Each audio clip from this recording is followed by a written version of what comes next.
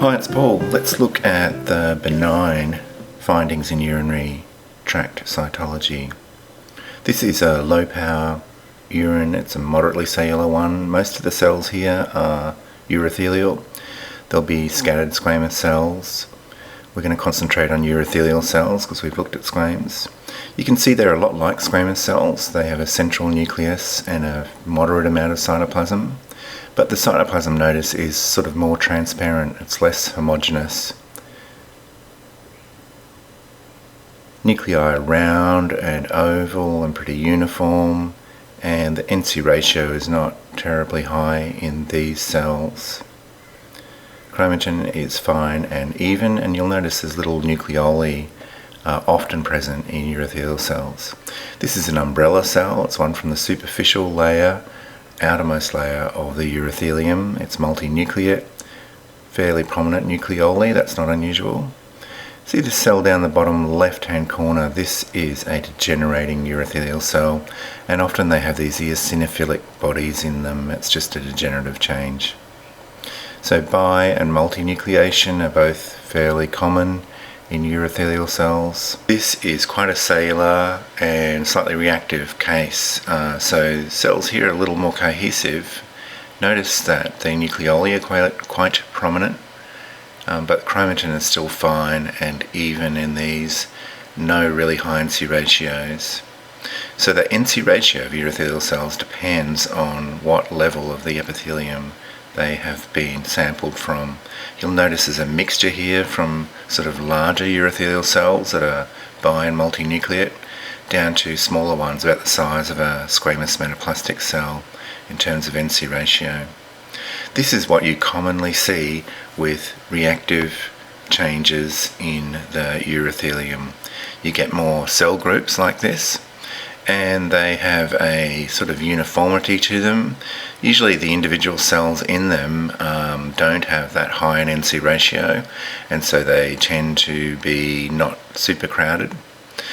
They often have a scalloped outline to the group, so you can see the cytoplasm of the cells around the outside of the group forming a sort of scalloped shape. Often in these groups you'll see quite a lot of vacuolation of cytoplasm as well, and sometimes quite prominent nucleoli. So crystals are just really an incidental finding in most urines, and they vary enormously. Here's one that looks a bit like a moth down the bottom left there, and these we don't report.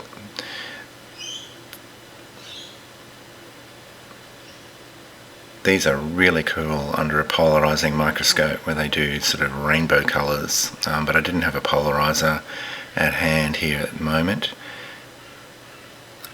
Casts are something that we do report, and these are a sign of renal damage. Here's a sample that's mainly squamous cells, but it has these worm-like casts in it. You can see they have tubular shape to them with parallel sides and blunt ends, and these can be cellular or just granular.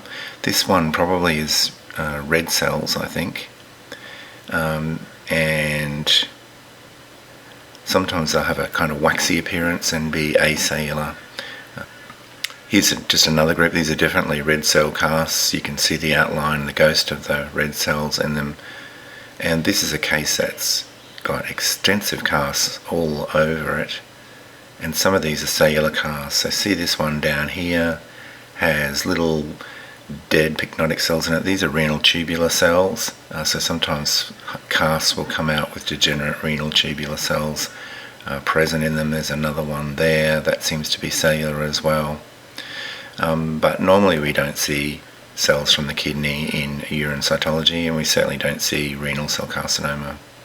So the most significant infection is human polyomavirus, and it shows typical viral change to the nucleus. So these are the cells. They have quite a very high NC ratio, which is a little worrying. But notice the chromatin on these is just glassy and bland. It's got no granularity to it at all, and it's marginated. There's just incidentally quite a lot of crystals in this, but these are polyoma virus infected cells as well. So these are known as decoy cells also because they can mimic high-grade urothelial carcinoma cells. They have a very high NC ratio. In addition to that glassy appearance to the nucleus, polyoma virus infected cells sometimes have what's called ropey chromatin, which looks like this, and it again is a degenerating change. Now, one other appearance that polyoma has is often this little tag of cytoplasm coming off the cell, and these are known as comet cells.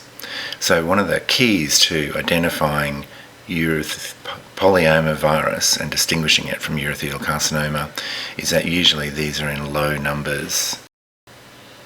Here's another nice field of varying changes that are all polyoma. So just wanted to show you one other thing we occasionally see, and this is from returning overseas travellers, and this is eggs from schistosomiasis. This is Schistosoma hematobium. You can tell because it's got that hind spur on it. And these have little myristidia emerging out of the egg down the bottom there.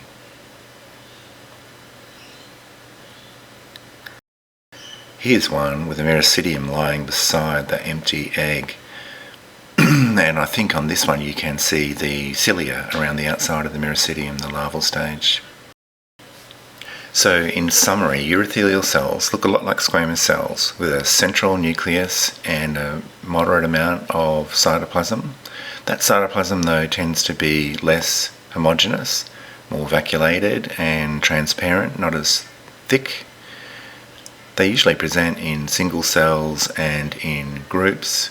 Bi- and multinucleate cells are quite common, especially the multinucleated superficial cells, the umbrella cells.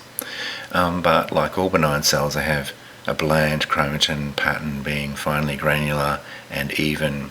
Nucleolia are not a useful feature really at all in urothelial cells. In fact, they tend to be very prominent in reactive cases. And degeneration is always a problem in urine, which is not a great preservative for cells, so that complicates the diagnosis often. In summary, reactive urothelial cells often present in groups rather than being single, which is the usual case in urines. They tend to show a fairly low NC ratio with often abundant vacuolated cytoplasm that creates a scalloped outline to the cell groups. Often nucleolia are very prominent. The other major differential with urothelial carcinoma is human polyoma virus, and this can produce very hyperchromatic, very high NC ratio cells. Often they're few in number and they can show a gradation of change from glassiness through to kind of ropey chromatin. But typically they show that viral effect, so very glassy, smudgy chromatin. And usually they're quite low in numbers compared to the normal cells, and that's not normally the case, as we'll see in urothelial carcinoma.